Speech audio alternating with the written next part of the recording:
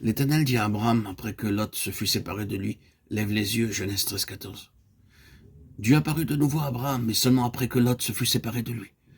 Remarquez cette portion de la Bible, après que Lot se fut séparé de lui, Dieu était maintenant en mesure de montrer à Abraham la grandeur de l'héritage qu'il lui offrait, ainsi qu'à sa postérité pour toujours. À cause de quelques Lot dans votre vie, vous n'êtes pas en mesure de jouir d'une communion véritable avec Dieu.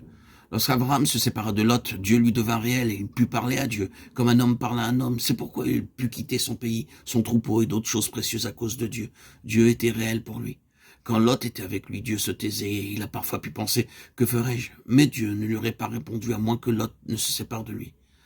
Pour ce qui est d'Hébron, cela nous parle en premier lieu de communion. Communion avec Dieu et communion avec les croyants.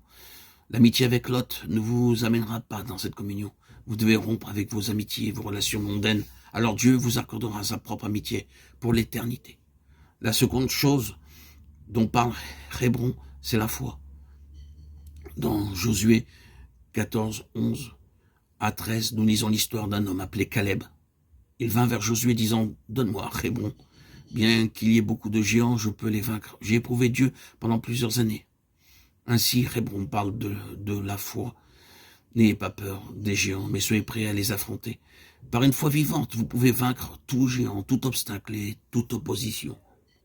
Ce n'est ni par l'épée ni par la lance que l'Éternel sauve, car la victoire appartient à l'Éternel. 1 Samuel 17, 47. L'histoire de l'ère d'Aravna est le récit de la 4e perte de David. À 2 occasions, Dieu dut amener David sur une aire de battage, 1 Chronique 13 et 2 Samuel 24. Une aire de battage est le lieu où le blé est battu pour séparer la balle du grain. Puis en 20 ans, le vent sépare la balle du grain.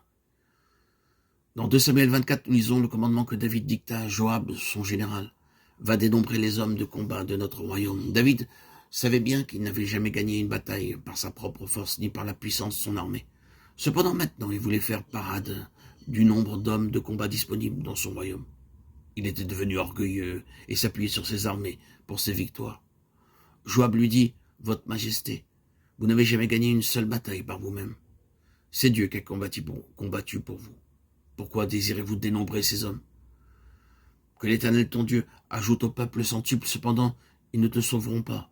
Dieu seul t'a aidé, quoi qu'il en soit. » David était orgueilleux et il persiste à vouloir dénombrer le peuple. Alors la parole du roi prévalut. Il est vrai que David se repentit et cria au Seigneur, « J'ai grandement péché en ce que j'ai fait.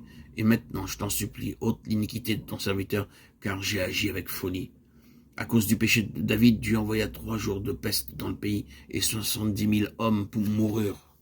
Quelle perte! Quelle terrible perte! Pour finir, Dieu arrêta la main de l'ange destructeur sur l'aire d'Aravna.